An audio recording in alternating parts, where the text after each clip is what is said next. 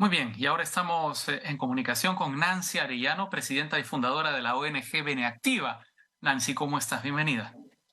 Hola, muchas gracias, Raúl. Muchas gracias por la invitación. Por supuesto, vamos a hablar de la situación de decenas de ciudadanos venezolanos, pero también colombianos y haitianos que se encuentran en la frontera entre Perú y Chile, entre los controles fronterizos de Santa Rosa en Tacna y Chacayuta en Arica. Ellos salían de Chile y están intentando ingresar al Perú. ¿Qué noticias tienes de la situación que están atravesando en estos momentos? Bueno, yo creo que la situación en la frontera finalmente revela la necesidad de articulación de una respuesta real de la movilidad humana en la región. Estas personas, como bien se señala, la mayoría son de nacionalidad venezolana y haitiana y llegaron hasta Chile, es decir, venían del norte, llegaron hasta el sur y ahora quieren emprender una ruta, muchos de retorno y otros hacia otros destinos. O Sí. sea, la gran mayoría busca atravesar Perú, no quedarse en el Perú, eso es importante allí diferenciar. Y la situación de la que tenemos conocimiento es que, por ejemplo, tanto en el caso de haitianos como de venezolanos hay un tema de ausencia de documentos vigentes. Sí. Esa ausencia de documentos de viaje vigentes corresponde entonces a la labor consular, es decir, que los consulados, tanto de Haití como de Venezuela, tienen que asumir la responsabilidad de otorgar los documentos correspondientes a sus nacionales o ver incluso la posibilidad de un salvoconducto para que puedan realizarse las travesías a través de los países, si es que se trata además de una acción humanitaria. Ujú. Allí el Perú puede tomar, digamos, cartas en el asunto respecto de aquellas personas que se encuentran en situación de vulnerabilidad extrema según la normativa vigente, y estamos hablando de bueno, de la red sesión 177 de migraciones, así como el pronunciamiento que tuvo el año pasado el Tribunal Constitucional respecto de la exigencia de documentos para personas que se encuentran en estado de vulnerabilidad.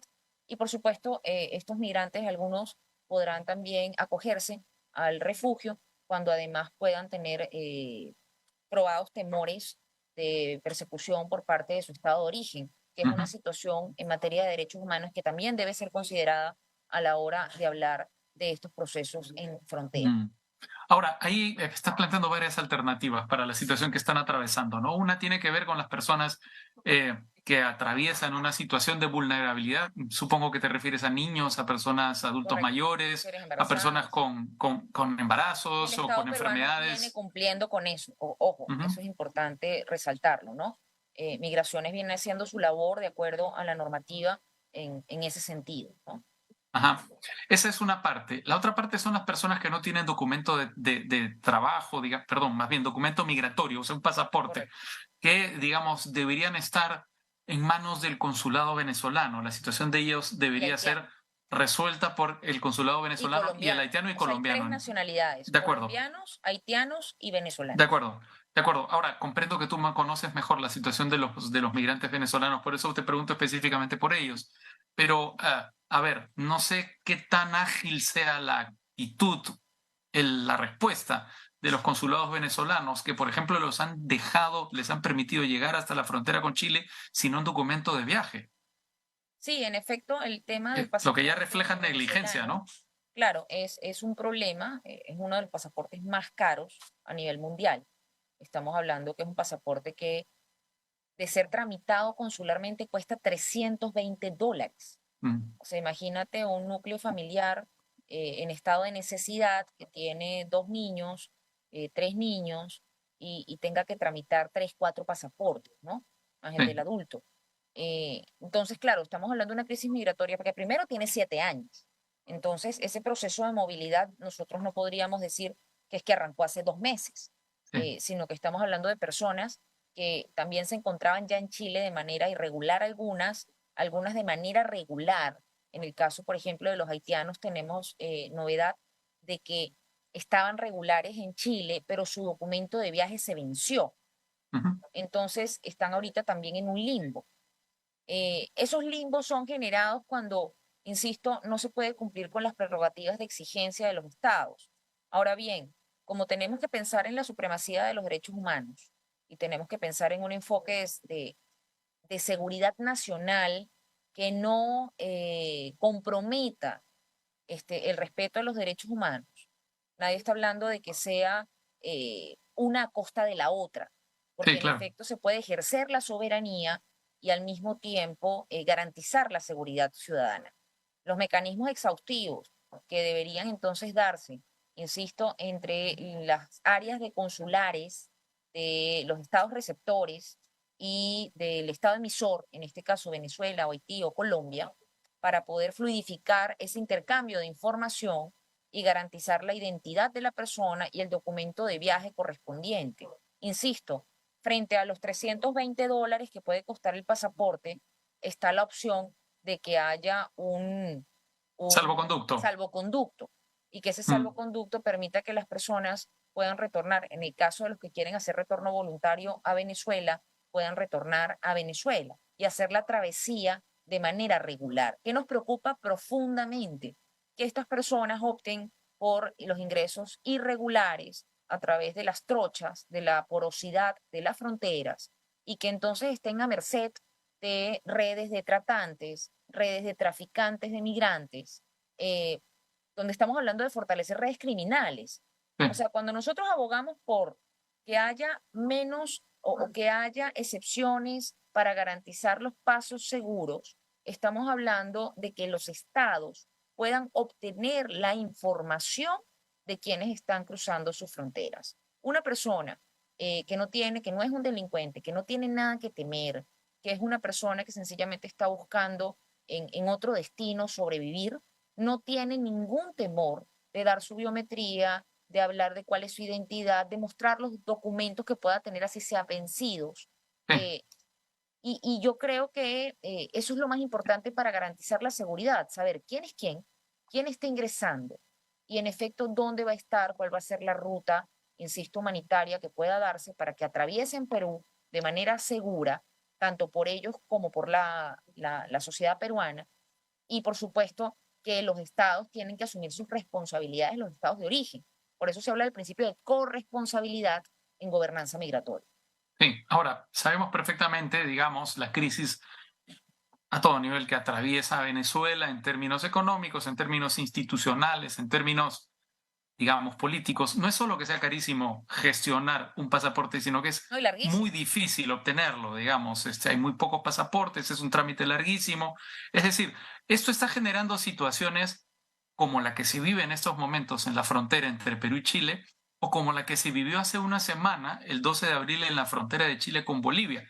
Ahí Correcto. llegaron 300 migrantes de distintas nacionalidades, también entre ellos venezolanos, que durante horas tuvieron que estar a la espera de que se les permitiera ingresar a Bolivia para, digamos, en algunos casos, digamos, cambiar su domicilio y en otros casos iniciar su retorno a Venezuela, ¿no? Es decir, lo que quiero plantearte es esta situación que comienza a dejar de ser excepcional. Con una semana de por medio vemos dos crisis semejantes. Esto puede seguir aumentando, puede seguir creciendo, en parte, digamos, en buena parte, creo yo, por responsabilidad de la destrucción del sistema migratorio por parte del gobierno venezolano.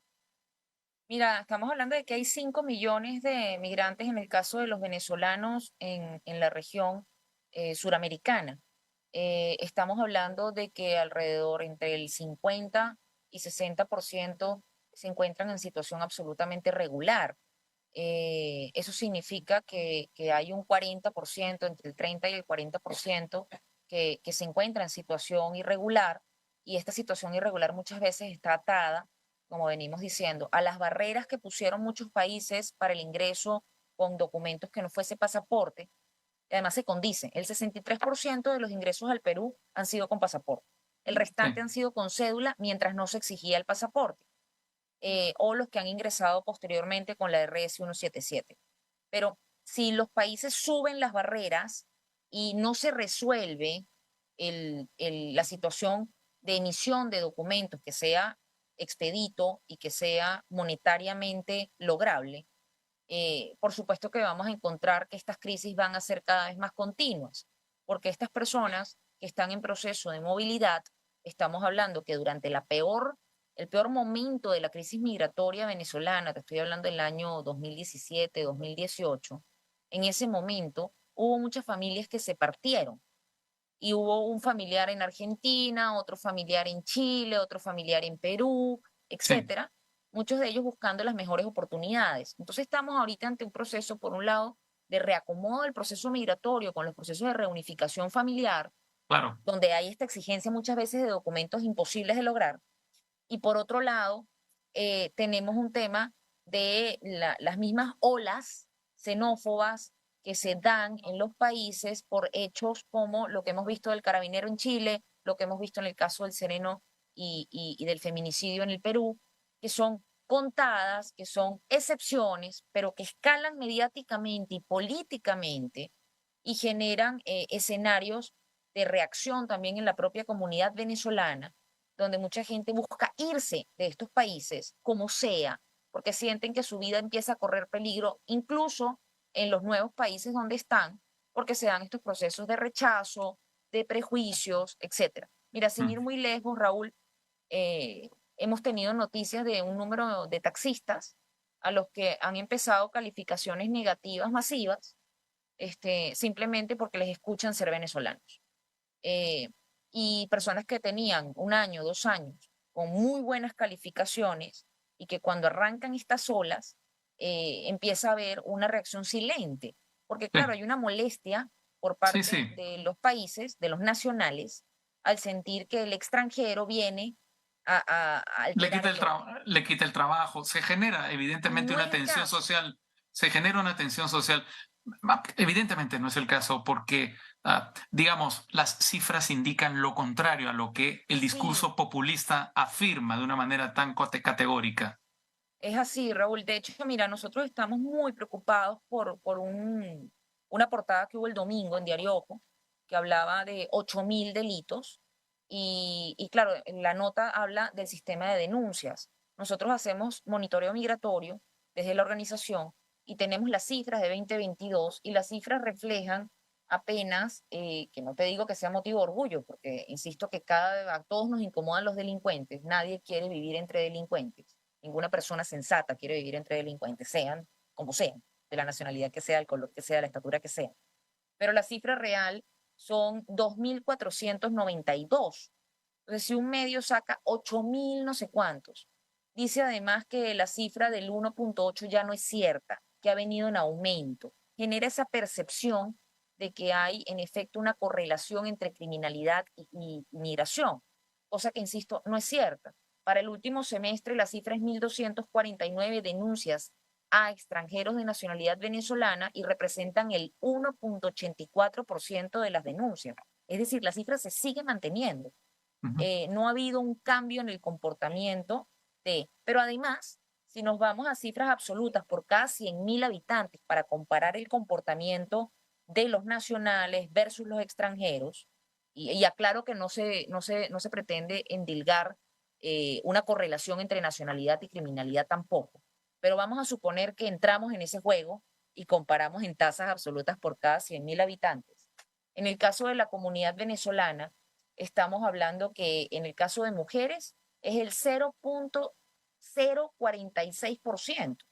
En el caso de las mujeres peruanas, el 0.1, es decir, casi el doble por cada 100.000 habitantes. Y en el caso de hombres, es el 0.12% denunciados, y en el caso de extranjeros de nacionalidad venezolana, y en el caso de peruanos, el 0.30, es decir, casi el triple. O sea, no hay ninguna justificación para asociar, insisto, la nacionalidad a procesos delictivos. Y tú dirás, bueno, ¿y por qué hay más peruanos delincuentes? Bueno, porque es Perú. Entonces estamos hablando de que obviamente en Perú vas a encontrar más peruanos teniendo distintos comportamientos. En el caso de los venezolanos, como la mayoría no fue que vino a delinquir, como no hay un proceso de colectivización de los delincuentes en un plan de delinquir por toda Sudamérica, sino que hay un proceso de migración por la crisis humanitaria compleja de Venezuela, pues la mayoría no ha venido a cometer ninguna transgresión. Y por eso es la diferencia en las cifras. Mm. Eh, y yo creo que esto no lo muestran los medios y se genera entonces, lo que te digo es que el problema es ultra complejo, porque por esos mismos procesos la gente no se adapta, no se integra. La gente no se adapta, no se integra, entonces busca irse. pero como hay una debilidad en los documentos, agarra rutas irregulares, entonces genera problemas en las fronteras.